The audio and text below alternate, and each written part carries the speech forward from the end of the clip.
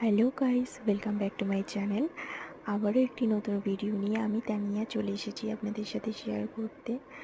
তা আপনারা সবাই কেমন আছেন? আশা করছি ভালোই আছেন। হ্যাঁ, আমিও খুব ভালো আছি। তো এর আগের একটা ভিডিওতে আপনাদেরকে বলেছিলাম না কৌশলরা শ্মশান কালী পুজো সম্বন্ধে, তো তারই একটা নেক্সট পার্ট নিয়ে আবার আসার চেষ্টা করেছি। তো এই দেখতে দেখতে মা কিন্তু মণ্ডপের একেবারে সামনে চলে এসেছে। আর দেখুন, তার সাথে সাথে মানুষের ভিড় দেখুন। এই এত গরমেও এত ভক্ত এসেছে শুধুমাত্র মায়ের সাথে দেখা করতে। দেখুন কি মায়াবী লাগছে না মন্দিরটাও। এর আগে যে মন্দিরটা ছিল সেটিও খুব সুন্দর ছিল, সেই মন্দিরের সাথে অনেক পুরনো স্মৃতি জড়িয়ে রয়েছে।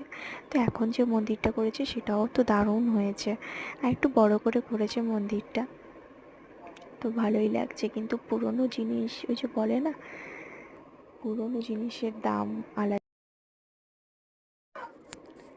তো চলুন দেখতে থাকি।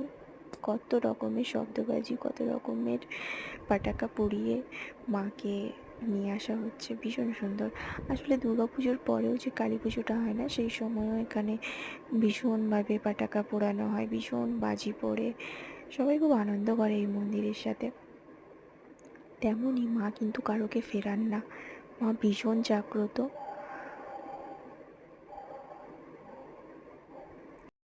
এই যে ছোট মন্দিরটা দেখা যাচ্ছে না, এখন এটা একটা টেম্পোরারি মন্দির, এখন মা এখানেই থাকেন।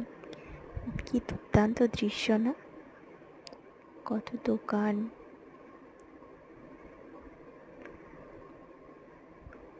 ছোট থেকেই এই মেলা আমরা খুব আনন্দ করে কাটাই।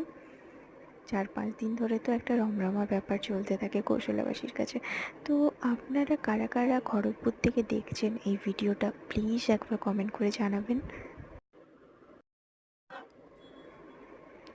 আর কারা কারা খড়গপুরের বাইরে থেকে আছেন তারাও কমেন্ট করবেন, ভিডিওটা কেমন লাগলো একটু জানাবেন, একটু সাপোর্ট করবেন আর পাশে থাকবেন। মায়ের কি অপরূপ রূপ, ভীষণ মায়াবী মুখ, খুব ভালো লাগে।